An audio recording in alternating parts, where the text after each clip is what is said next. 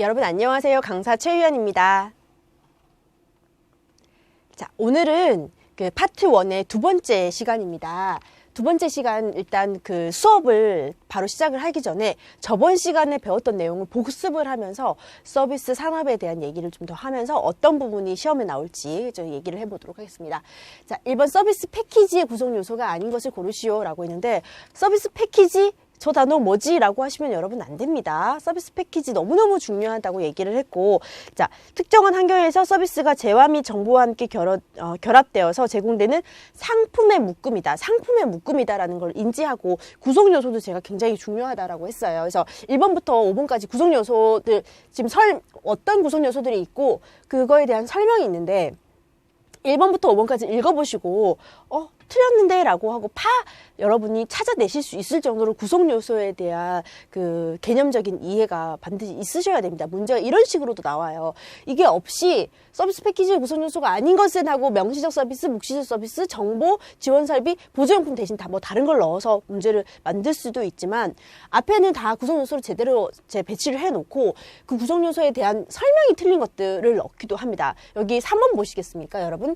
정보 부분이 고객이 가지고 있는 모든 기업에 대한 정보라고 있는데, 자, 기업이 아니라 바로 고객에 대한 정보였어요. 제가 저번 시간에 그 서비스 패키지 구성 요소 부분들 강조할 때 정보는 고객에 대한 정보다라고 여러분께 말씀을 드렸습니다. 이런 식으로 문제가 나와요. 그래서 여러분이 보고 찾아내실 수 있으려면 희미하게 나는 외우고 있는 것도 중요하지만 그것보다는 그 기억은 어제 봤던 거를 뭐 1시간, 2시간만 있으면 반밖에 기억을 못 하세요. 그렇기 때문에 10번, 20번 쓰고 달달달 외우려고 하시지 말고 봤던 거 그 다음날 또 한 번 보고 세 번째 날 또 한 번 보고 계속해서 보면서 눈으로 익히는 게 굉장히 중요합니다.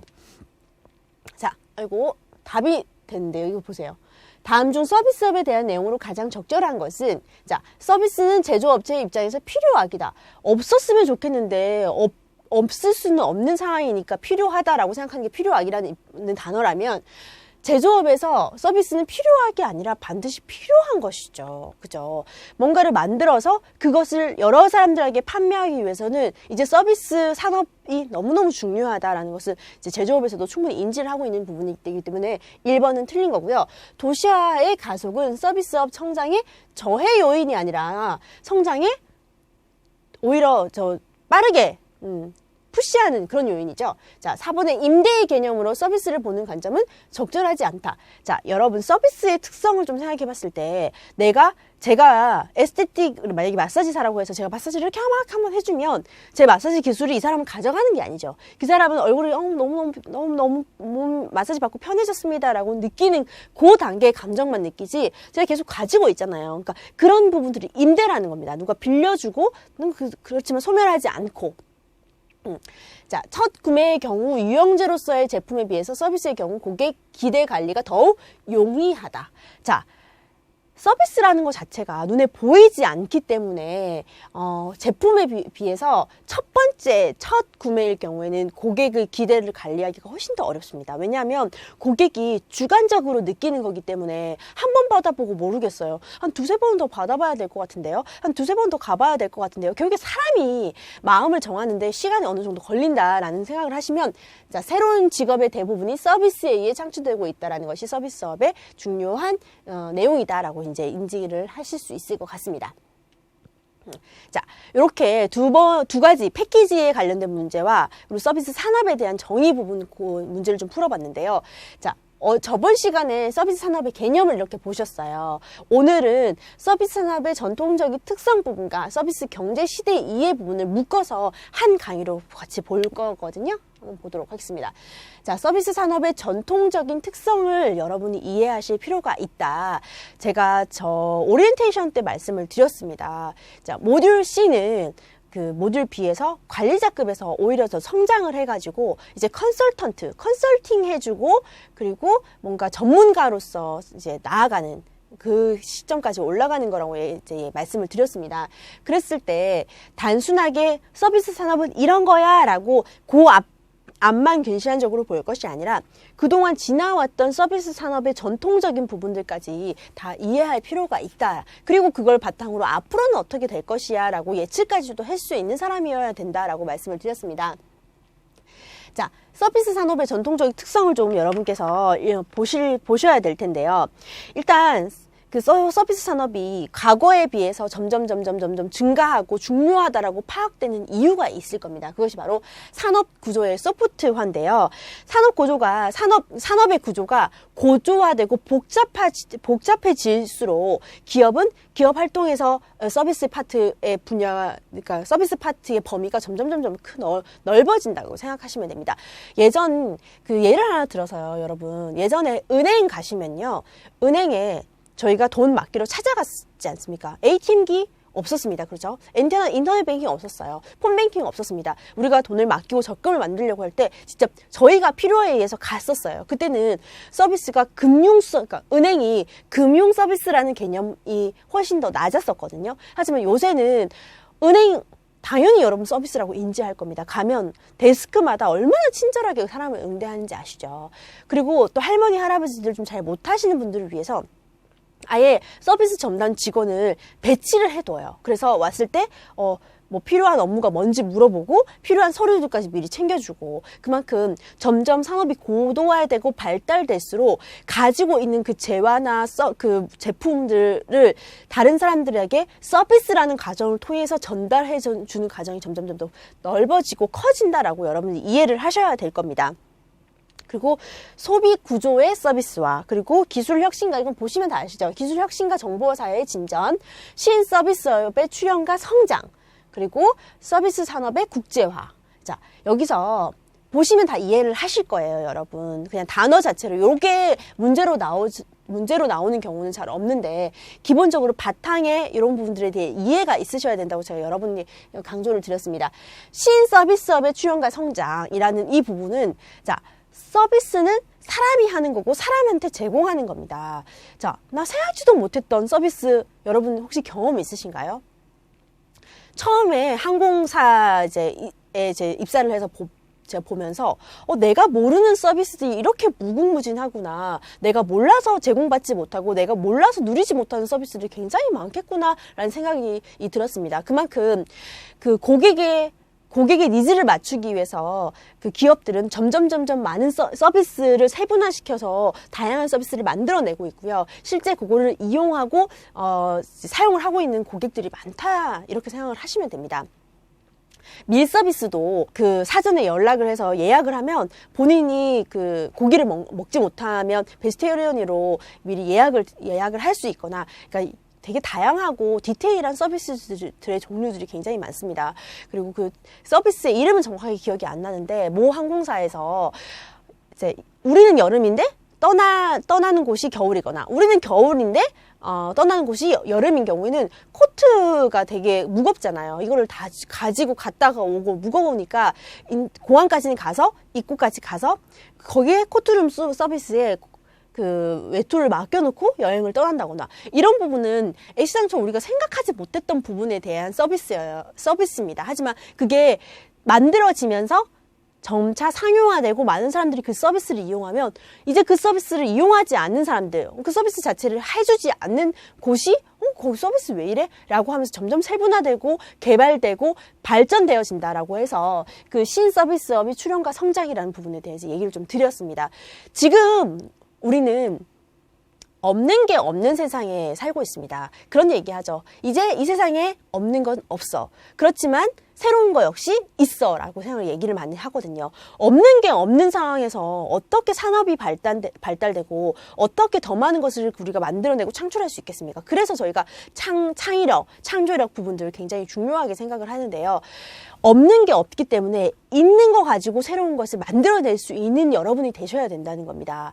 자, 이제 우리 그냥 단순하게 그 매장에서 우리를 찾아오는, 그리고 우리에게 물건을 구입하기 위해서 서비스 접점에서 고객을 응대하는 그 실무진들이 아닙니다. 우리는 어떻게 하면 우리의 기업, 우리의 매장이 더 많은 이윤을 창출할 수 있는지에 대해서 서비스 경영적인 마인드를 가지고 운영을 하고 전략을 수립해야 되는 컨설턴트로 거듭나기 위해서 이 공부를 하신다고 생각하시면 이런 기본적인 전통적인 특성에 대해서 이해를 굉장히 반드시 하셔야 되고 신문이나 책들을 굉장히 많이 보면서 앞으로 우리의 서비스 산업이 어떻게 갈 것인가에 대해서 좀 끊임없이 연구하고 생각을 해보셔야 될 것 같아요. 얼마 전에 알파고와 이세돌의 그 바둑 경기 때문에 굉장히 많은 이슈들이 있었지 않습니까? 그만큼 이제 인공지능, 우리가 사람이 하는 일을 여러분과 제가 하고 있는데 내가 하고 있는 일이 인공지능 로봇에 의해서 대체되는 시간이 온다라고 파악을 하면 내가 앞으로 어떤 서비스를 로봇이 대체하지 못하는 나만의 서비스를 할 수 있는 사람이 돼야 되고 그 로봇이 대체할 수 없는 우리만의 서비스를 만들어내고 운영하고 전략을 짤 수 있는 컨설턴트가 되셔야지만 장기적으로 지속 성장 가능한 그 산업에 서비스 산업에 발 맞추어서 우리가 몸을 담을 수 있는 거라고 저는 생각을 하거든요. 그러기 위해서는 끊임없이 공부하고 계속 그러니까 이 부분이 중요하지 않다라고 말씀을 드리는 건 아닙니다. 그만큼 기본적이기 때문에 미소 중요하고요. 태도 중요하고요. 여러분의 신념 가치 중요합니다. 하지만 그걸 바탕으로 해서 그 서비스 산업에 대한 이해를 차곡차곡 세우고 미래의 서비스 산업이 어떻게 발달하고 어떻게 변할 것인가에 대해서 끊임없이 연구하고 고민하는 여러분이 되셔야 된다라는 얘기를 제가 드리고 있습니다. 자, 환경이 변화하고 있는데요. 인공 통계학적인 환경 변화가 있고요. 경제학적인 변화가 있고 사회적 경험의 변화가 있고 기술적인 환경의 변화가 있고 법률적 환경의 변화가 있고 자연적 환경의 변화가 있습니다. 이 부분을 제가 책에 있는 것을 조금 큰 카테고리만 따가지고 왔는데요. 환경 변화가 이렇게 다양하게 각 분야별로의 변화에 의해서 서비스 산업이 바뀌고 있다라고 인지를 해주셔야 됩니다. 서비스 산업이 바뀌는데 뭐 때문에 바뀌지? 라고 생각하는 것이 아니라 서비스 산업은 바뀌고 있습니다.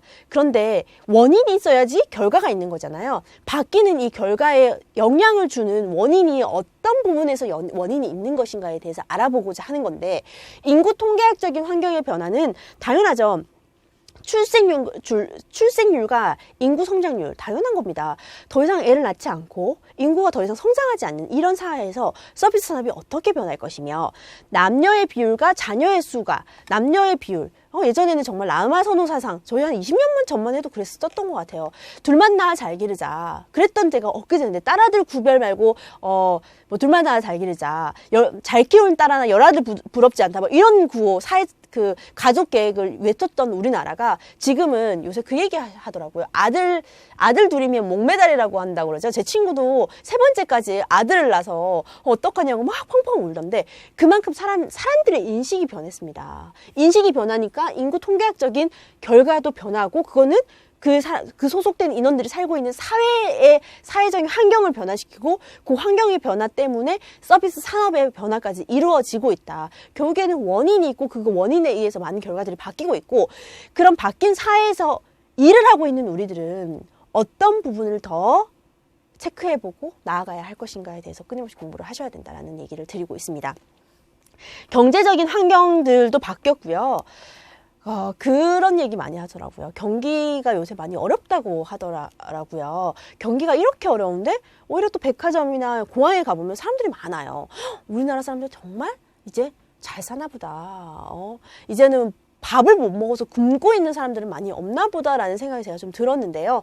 경제적으로 굉장히 우리나라가 부유한 나라에 들고 있잖아요. 그런 변화들 속에서도 또 서비스 산업에는 어떠한 영향을 미치는지 그 사회적인 환경과 기술적인 환경 그리고 법률적인 환경, 자연적인 환경까지 모두 서비스 산업에 영향을 미치고 있다라고 여러분이 알고 계셔야 됩니다. 자, 서비스 산업의 인식의 변화 역시 있는데요. 예전에는 서비스가 단순하게 내가 찾아갔을 때, 내가 물건 사러 갔을 때 나를 잘 맞이해주고 나한테 반갑게 인사해주고 내가 묻는 질문에 대답을 해주는 게 서비스를 잘하는 거야 라고 단순한 서비스에 만족해서 이제는 너무 다양하고 너무 복잡해진 고객의 니즈를 맞추기 위해서 서비스도 굉장히 분화되고 그렇게 하잖아요. 그만큼 사람들이 내 물건을 사고 나에게 서비스를 제공받는 사람들의 생각 역시 변화하고 있다라고 생각을 하시면 됩니다. 이제는 너무너무 많은 것을 원하고 요구하고 우리는 또 맞춰주고 있는 거잖아요. 여러분이나 저나 서비스를 하고 있고 서비스업에 종사하고 있는 사람이긴 하지만 또 한편으로는 경제 활동을 하고 소비 활동을 하는 사람으로서 물건을 사고 물건을 제공받고 서비스를 제공받는 사람의 입장에 있기도 하잖아요. 그럴 때 여러분과 저의 태도나 인식을 한번 생각해 보시면 알 것 같습니다. 제가 누누이 강조하는 모든 것은 역지사지의 태도에서 답이 있다라고 제가 항상 말씀을 드리죠. 자, 서비스는 무형적인 효용을 창조하는 생산적인 활동이다. 예전에 그냥 제품만 좋으면 누구나 다 사가지. 서비스 뭐 말만 친절하게 해주면 되는 거 아니야? 그냥 살짝 웃어주면 되는 거 아니야? 라고 생각했던 그런 개념들 속에서 이제는 무형적인 보이지 않지만 그것을 효용을 창조하는 생산적인 활동이다.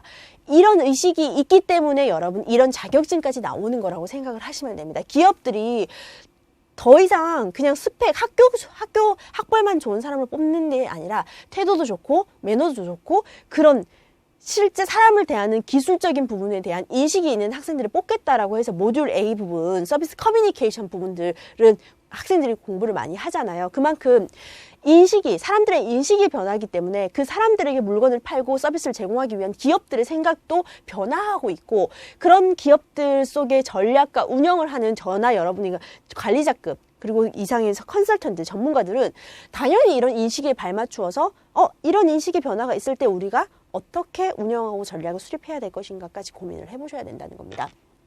자, 현대사를 살아가는 개인과 조직은 모두 서비스의 도움 없이는 생활이나 사업이 불가능하다라는 거 너무 당연한 겁니다. 더 이상 서비스를 떠나서 음식점. 여러분 예전에는 음식만 맛있으면 사람들이 갔습니다. 근데 요새는 음식이 안 맛있는 음식점이 없을 정도로 너무너무 많이 개발되고 다양해졌어요. 그럴 때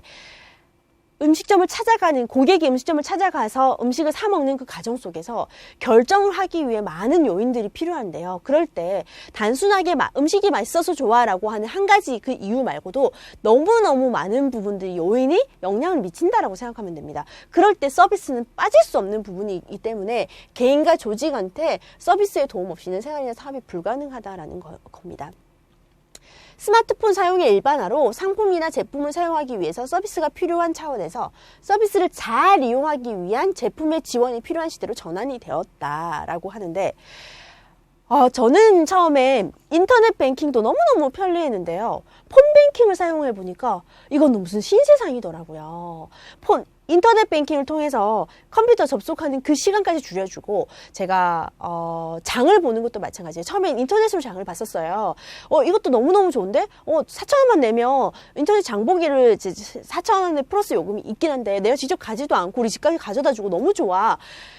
그런데 이제는 핸드폰, 스마트폰을 가지고 제가 지하철로 이동하는 그 시간, 그 짜투리 시간을 이용해가지고 책도 사고, 장도 보고 그런 걸 제가 깨달았어요. 제 스스로가.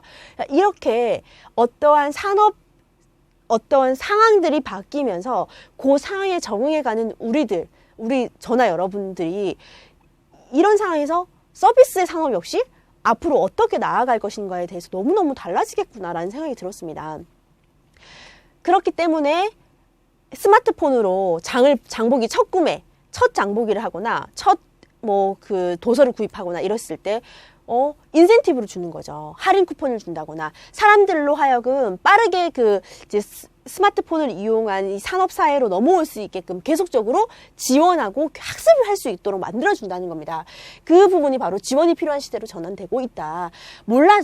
아직도 모르는 사람들 많을 거예요. 아직도 그냥 인터넷 펴서 제 친구는 폰뱅킹으로 하면 내 돈 빼가는 거 아니야? 핸드폰 잊어버리면 어떡해? 아직도 이런 생각을 가지고 있는 사람들이 있기는 합니다. 하지만 빠르게 그걸 전환하기 위해서 은행에서 프로모션도 하고 할인 쿠폰도 주고 이익도 주고 이런 식으로 하는 거죠. 똑같은 적금인데 가서 드는 거라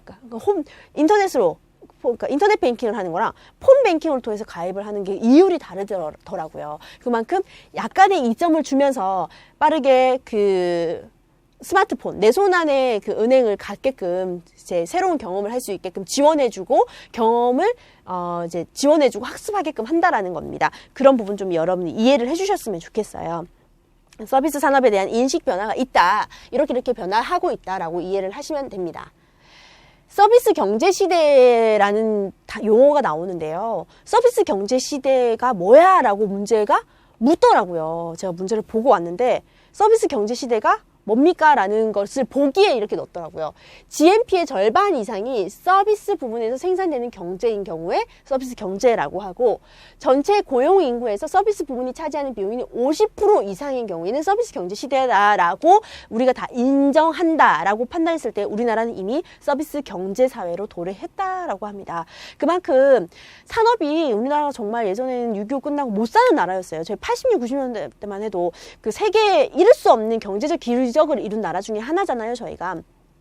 지금 선진국으로 가는지 아닌지 GNP 3만 불 시대로 가는지 안 가는지에 대해서 경제가 주춤하고 경제 성장이 없어서 어떻게 하나 걱정하고 이런 시점에 와 있는 것 같은데 일본의 잃어버린 20년 그대로 전철을 밟고 있는 거 아니냐라는 그 일각의 우려들도 있고 제가 경제학자가 아니기 때문에 더 막 전문적인 내용을 여러분께 말씀을 드릴 수는 없지만 저나 여러분이 사람을 대하고 서비스 산업에서 일을 앞으로도 계속해 나가고자 하고 앞으로 더 그 전문가로 성장하고자 한다면 신문이랑 책을 절대 떨어뜨려서는 안 될 것 같습니다. 이렇게 빠르게 변화하고 있는 산업, 빠르게 변화하고 있는 환경 속에서 어떻게 하면 그 환경 속에 살고 있는 사람들의 욕구를 만족시키고 그들이 원하는 걸 제공할 수 있는 사람들이 될 것인가. 그리고 우리의 직원들이 제공할 수 있게끔 내가 제도를 만들고 서비스 프로시저를 만들 수 있는 전략가가 될 것인가에 대한 부분들을 좀 고민해 볼 필요가 있다라는 겁니다. 그래서 서비스 경제 시대에 대해서 리들이라는 학자와 다니엘 벨이라는 학자가 이렇게 산업 서비스 이렇게 분류를 다 해놓습니다. 다행인 것은 우리가 리들이나 다니엘 벨이라는 사람이 서비스 경제 시대라는 얘기를 했다라고 알고는 넘어가시되 일일이 줄줄 외울 필요는 다행히 없어요. 문제가 이렇게 구체적으로 디테일하게 나오지는 않으니까. 근데 보시면 아시죠? 사업 서비스, 유통 서비스, 사회기관 서비스, 사회 서비스, 개인 서비스, 공공행정. 자, 공공행정 역시 저 초등학교 때는 공무원이 서비스직이라고 생각하지 않았습니다. 공무원은 국가에 일을 하는 그냥 직장인이라는 생각을 했는데 요새 동사무소나 구청이나 이런 데 가보시면 아시겠지만 직원들이 너무너무 친절해요. 이미 내가 국가의 일을 하고 있는 어떤 행정 절차를 밟고 있는 그것도 이제 행정 서비스라는 인식을 사람들이 갖고 있고 원한다는 겁니다. 택시, 버스, 여러 가지 많은 부분들 우리가 일상생활에 많이 접하는 일상생활에서 많이 접하고 있는 많은 부분들에서 서비스를 빼고 생각하지는 못할 정도로 저 역시 서비스가 왜 이래? 라는 얘기를 입에 달고 다닐 정도로 서비스에 대한 욕구가 그리고 니즈가 높거든요. 그래서 그런 부분들을 여러분이 좀 아셔야 되고 전기산업사회, 산업사회, 후기산업사회 요거는 여러분이 제 고등학교 때 배우셨던 부분이에요. 이렇게 해서 각 산업사회에 따라서 서비스에 대한 인식도 변하고 서비스 산업도 발달되어 간다라는 것을 전체적으로 큰 그림으로 서비스 산업에 대한 계략으로 여러분이 이해를 하시면 됩니다. 자, 이 부분 좀 보셔야 되는데요. 전기산업사회와 산업사회와 후기산업사회로 나눈다. 그리고 전기산업사회는 1차 산업, 2차 산업, 3차 산업 이거 여러분 다 배우셨죠. 고등학교 때 저는 배웠던 기억이 나는데요. 다시 한번 또 읽어보시면서 원료 채집, 생산력, 지식과 정보 피터 드러커가 지식 작업자 그죠? 지식을 통해서 뭔가 생산 활동을 하는 지식 노동자라는 단어를 썼습니다. 이제는 더 이상 육체적인 노동자가 아니라 내가 알고 있는 이 지식을 통해서 정보를 생산하고 창조하는 그 지식 노동자가 사회를 지배하는 세상이 될 거다라는 얘기를 저 책에서 읽었던 기억이 있는데요. 그만큼 후기 산업사회로 갈수록 지식과 정보가 굉장한 힘을 가질 거고 그 지식과 정보를 가지고 있는 사람들이 그러니까 세대를 아우르는 그런 제일 꼭두가 말이 잘 안 나오네. 저 첨단에 쓸 거다라는 얘기인데 우리가 지식과 정보를 갖춘 사람이 되기 위해서는 어떻게 해야 될 것인가라는 거를 고민해보지 않을 수 없는 부분인 것 같아요. 그리고 또 서비스 산업의 분류를 이렇게 나누는 이 후기 산업사에 있는 우리들로서 우리가 서비스 산업에서 몸담으면서 앞으로 어떻게 이어져 나가야 될 것인지를 또 고민해봐야 되겠구나라는 생각이 드네요. 가치 창조. 여러분, CF 보시면 알 거예요. 예전에는 단순하게 그 제품이 어떠한 효과를 가지고 있고 요거를 여러분께서 사게 되면 어떠한 이득을 가질 것입니다 라고 그 제품에 대한 광고를 했다고 하면 이제는 그 제품을 여러분이 사함으로 해서 여러분이 어떠한 가치를 갖게 되는지 브랜드화해서 하는 광고들을 많이 보실 겁니다. 그만큼 사람들이 더 이상 제품에만 그 제품 좋은지 안 좋은지 그것만 본다는 게 아니라 그 제품을 통해서 내가 갖게 되는 브랜드, 이미지, 가치 이런 부분들도 굉장히 중요하게 생각을 한다는 겁니다. 그래서 예전에 차라리 오히려 그런 것 때문에 명품 브랜드 이런 것들이 아니라 디자이너 샵이 더 제 젊은 친구들은 또 그런 데 가서도 물건을 구입하기도 하더라고요. 그만큼 가치를 창조하고 내가 눈에 보이지 않는 어떤 것을 나의 마음을 움직이게끔 하는 거에 대해서 집중하고 원하게 된다라는 것입니다. 이 부분 보셔야 될 것 같아요. 제조업이 이런 식으로 성장을 해 나가고 있고 서비스업은 이렇게 점점 성장을 해 가고 있다. 일각에서는 이제 서구 유럽들이 서비스 산업들이 금융 서비스에 너무 몰입을 했다가 금융 서비스가 우르르 하니까 결국에는 나라가 휘청거리는 상황이 있었잖아요. 그럴 때 유럽에서 제조업이 튼튼한 독일은 오히려 또 그 제조업이 튼튼했기 때문에 그 위기에서 잘 극복을 해서 기본적인 제조업은 나라의 중요한 기반이 되기 때문에 중요하다라는 것은 맞습니다. 그래서 그럼 서비스업이 중요하지 않다는 겁니까? 그런 것도 아니에요. 기본적인 제조업을 바탕으로 하되 이 기본적인 제조업의 제품이나 물건을 판매하는 서비스에 대한 니즈나 서비스의 증가는 너무너무 불보듯 당연하다는 겁니다. 그렇기 때문에 저나 여러분이 앞으로 더 유망 직종에 종사할 수 있는 가능성이 더 커진다고 생각을 하고 있거든요. 그래서 이렇게 증가해가는 것들 상황을 좀 보셔야 된다라는 생각이 들고요. 서비스 유형별 관리의 필요성을 좀 볼 건데, 자, 유형별 관리의 왜 서비스를 유형별로 나누는 것인가에 대해서 여러분이 저랑 좀 생각을 해보셔야 될 것 같아요. 자, 서비스에 대한 연구가 좀 다른 제조업이나 이런 것들에 비해서 굉장히 어렵고 많지가 않습니다. 그거는 왜 그러냐면 일단 저희 첫 번째 시간에 배웠던 것처럼 서비스의 정의가 너무너무 많습니다. 일상적인 서비스, 경제적인 서비스의 정의, 그리고 경영학적인 서비스의 정의, 그리고 일상적인 서비스의 정의에서도 굉장히 많은 종류, 단어는 서비스 하나지만 사람들이 인식하는 서비스에 대한 개념이 너무 복잡하고 다양하다기 때문에 그만큼 광범위하게 보자고 하면 너무 범위가 넓어지고 또 광범위하지 않고 조그맣게 좁게 본다고 하면 또 너무 작아지는 부분이기 때문에 연구가 소홀히 좀 작았던 부분이 있지만 앞으로 저나 여러분이 서비스에 대해서 계속 연구를 하고 분류화하고 분류했던 걸 가지고 어떻게 하면 고객을 다 만족시킬 것인지에 대해서 연구를 해야 되는 부분들이 있잖아요. 이렇게 유형별로 나눠주는 것이 바로 기업에게 효율적인 부분들이 반드시 있고 그걸 가지고 또 서비스를 개선해야겠다라는 생각, 우리의 이런 목표들 때문에 서비스를 유형별로 좀 나눠보자라고 해서 그 책에 보면 서비스 유형의 분류 방법이 여러 명의 연구자들이 연구를 해서 서비스는 이런 분류 체계를 가지면 돼라고 해서 이제 제안을 해놨습니다. 보시면 1차적인 분류 차원이 있고요. 2차적인 분류 차원이 있고 모리스 존슨에서 투입 요소에 따른 분류 차원이 있고 러브락의 속성에 따른 분류 체계가 있습니다. 이렇게 여러분이 이걸 다 외우실 필요는 없고요. 서비스 유형의 분류가 이렇게 나눠져 있다라고 책에서 한번 읽어보시면 됩니다. 이름 정도, 투입 요소, 속성, 그리고 속성, 투입 요소 이런 식으로 보기만 하면 되는데 여기서 러브락 속성에 따른 분류는 아주 가끔 문제에 출제되는 경향이 있어서요. 여러분이 조금 보실 필요가 있습니다. 러브락의 서비스 분류는 속성에 따른 분류인데요. 속성에 따라서 서비스 행위 특성에 따라서 나누고 고객과의 관계에 따라서 나누고 서비스 전달에서의 고객화와 재량의 정도에 따라서 나누기도 하고 서비스 수요의 특성에 따라서 나누기도 하고 서비스 전달의 방법에 따라서 분류를 하기도 한다.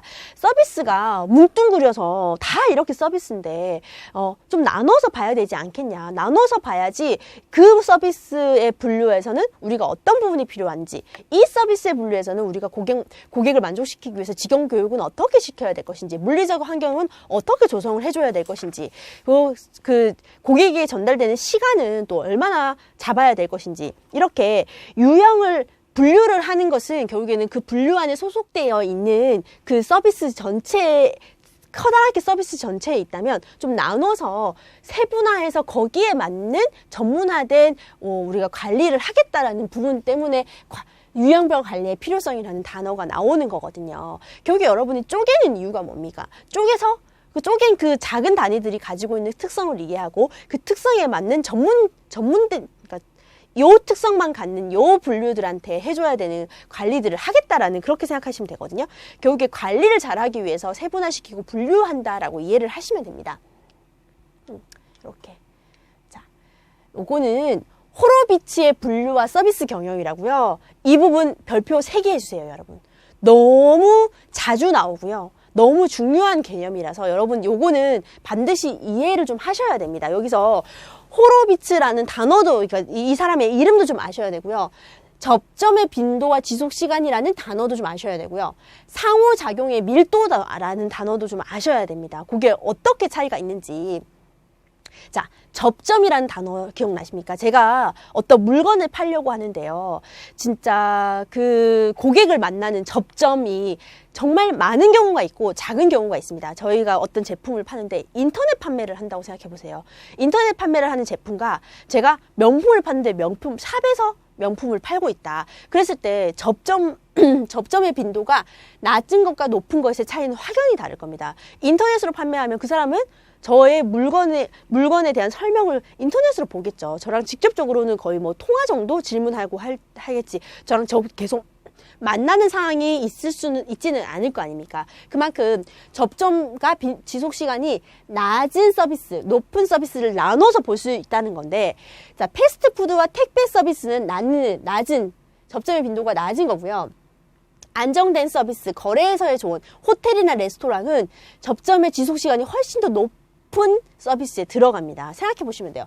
패스트푸드 금방 가서 이거 주세요 라고 해서 만들어지면 가지고 와서 먹습니다. 택배 서비스, 자, 택배를 붙이거나 우리가 받았을 때 받고, 예, 안녕하세요, 감사합니다, 아주 짧은 접점의 시간과 지속 시간을 가지고 있지만 호텔이나 레스토랑에 가서 보면 그래요. 직원들이 굉장히 저랑 자주 마주치고 자주 지속하죠. 그만큼 고객과 빈도랑 지속 시간에 따라서 그 유형 자체, 분류 자체를 다르게 한다라고 보시면 돼요. 그러면 이제 상호작용의 밀도를 봅니다. 상호작용의 밀도가 낮은 경우와 높은 경우가 있습니다.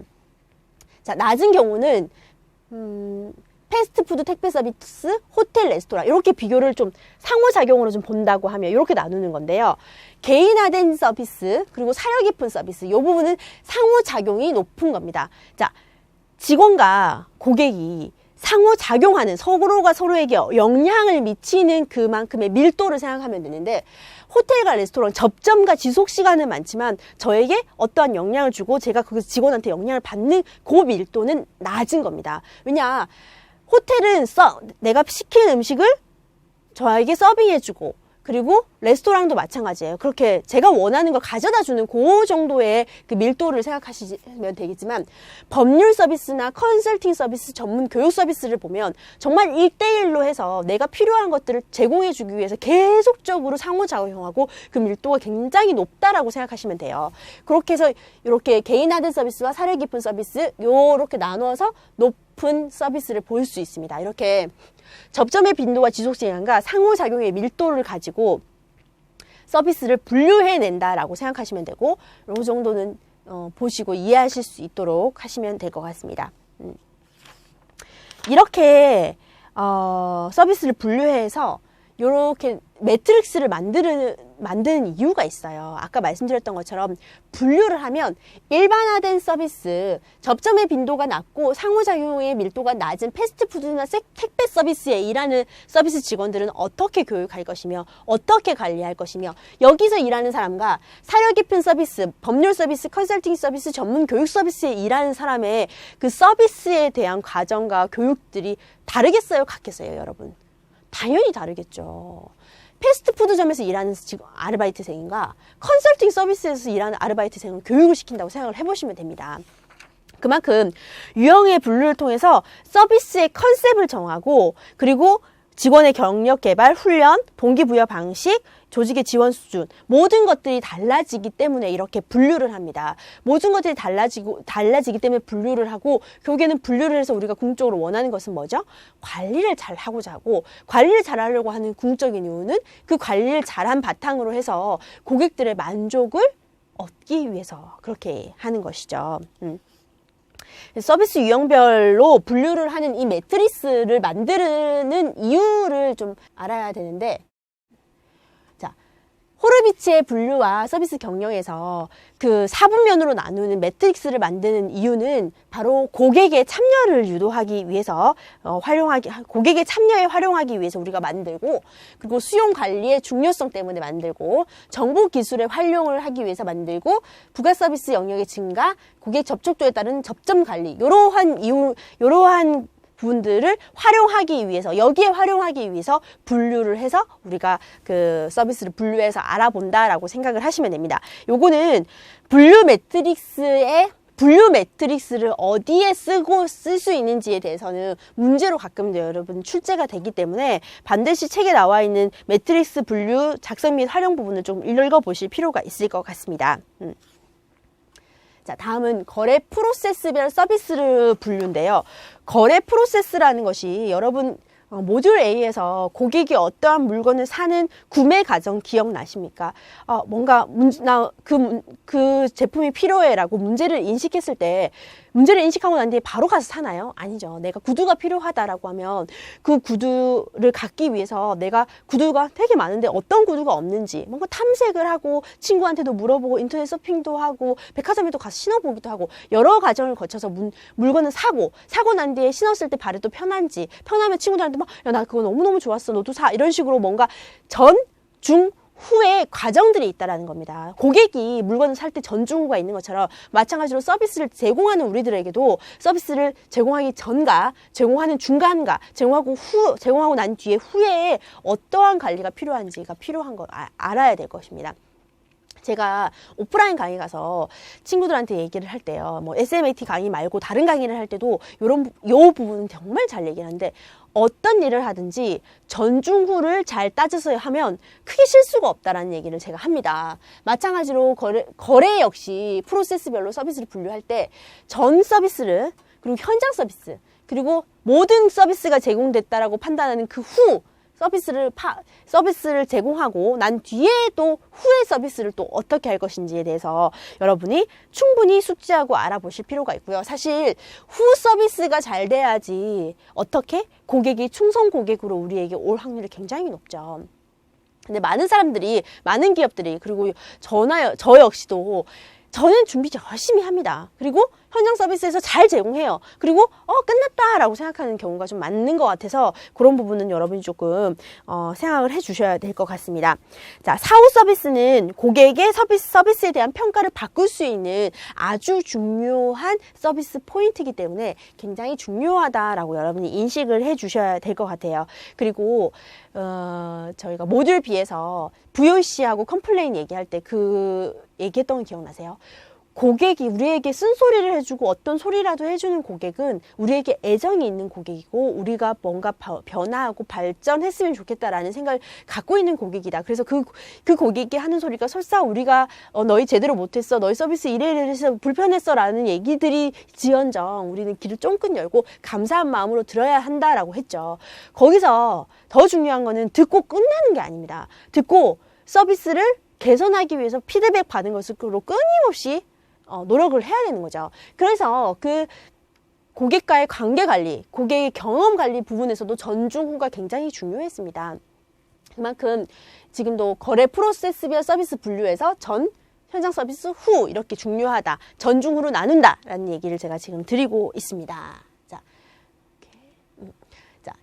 문제를 좀 풀어볼게요. 서비스 산업에 대한 해석이 다른 것을 골라보시자고 얘기를 하는데 이제는 서비스 산업의 개괄적인 부분들의 문제는 첫 번째 강의, 두 번째 강의 계속 같이 나오고 있는 부분입니다. 자, 그리고 답이 제가 벌써 나왔네요. 자, 1번 서비스 수요자에 대해서 서비스를 제공하는 것을 목적으로 하는 산업이다. 자, 생산과 공급, 판매하는 산업을 의미한다. 물적 생산물과 더불어 서비스 생산물의 비중이 점점 커져가고 있는 산업을 의미한다. 3번까지 이해 다 되실 거라고 생각합니다.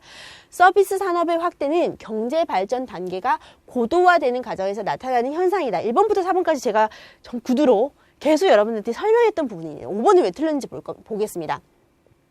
서비스 산업은 경제가 불경기인 경우 할인과 저가 판매를 통해서 서비스를 확대하는 산업을 의미한다. 자, 서비스 산업은 요거 자체를 의미하는 것이 아닙니다. 경제가 불경기인 경우에는 자, 할인과 저가 판매를 하는 것이 아니겠죠. 오히려 서비스 산업 자체는 경제가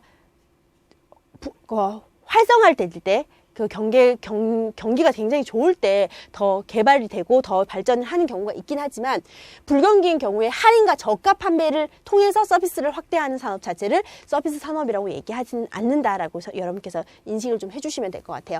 자, 1번부터 4번까지가 제가 여러분들 앞에서 설명을 드렸던 서비스 산업에 대한 그 기본적인 해석 부분이기 때문에 눈으로 여러 번 보고 입으로 여러 번 읽어보시면 좀 좋을 것 같습니다. 자, 서비스 유형을 분류하기 위해서 우리는 매트리스를 작성하는데 이 작성된 매트리스를 어디에 활용하는 것인지 여러분이 좀 아셔야 된다라고 제가 말씀을 드렸습니다.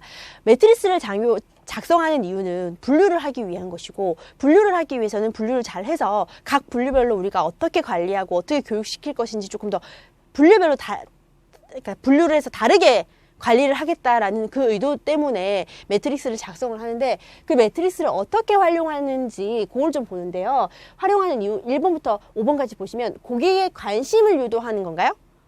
고객의 참여를 유도하기 위해서 매트리스를 활용하죠. 그리고 수요 관리의 중요성, 정보 기술의 활용, 부가 서비스 영역의 증가, 고객 접촉도에 따른 접점 관리에 활용하기 위해서 우리가 매트리스를 작성하는데 1번은 고객의 관심이 아니라 고객의 참여라는 것.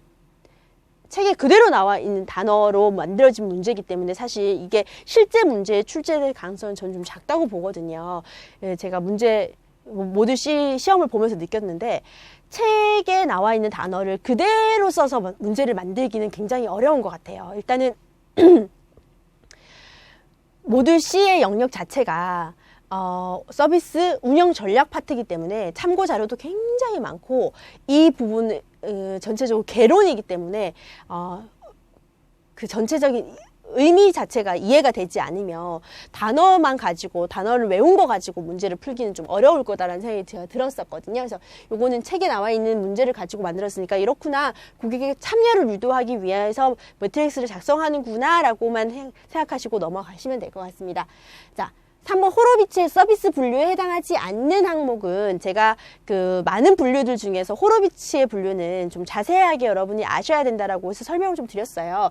일반화된 서비스, 안정된 서비스, 개인화된 서비스, 살아 깊은 서비스는 이 4분면에 들어왔던 서비스고요.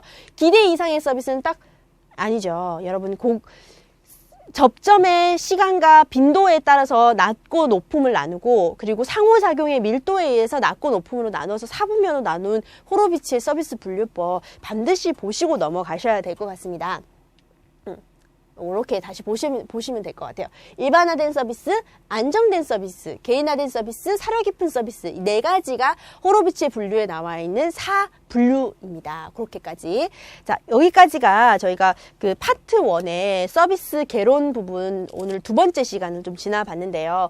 어떠셨어요? 점점 서비스 산업에 대한 개론이 좀 잡히면서 개념이 좀 잡히면서 문제를 푸실 수 있는 여러분이 되겠다라는 생각이 좀 드시나요? 다음 시간엔 서비스 산업의 개론 부분에서 마지막 서비스 패러독스와 서비스 비즈니스 모델에 대한 이해를 마지막 수업 시간에 좀 공부를 하실 거예요. 그래서 여러분 오늘도 너무너무 고생 많으셨고요. 세 번째 수업에서 여러분 다시 만나 뵙도록 하겠습니다. 고생 많으셨습니다. 감사합니다.